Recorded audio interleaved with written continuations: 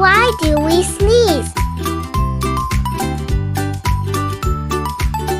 We sneeze when something tickles the inside of our nose like dust or pepper. Your nose sends a message to your brain, and your body gets ready. Your eyes close, your chest squeezes, and whoosh! A sneeze shoots air out really fast like a tiny nose explosion.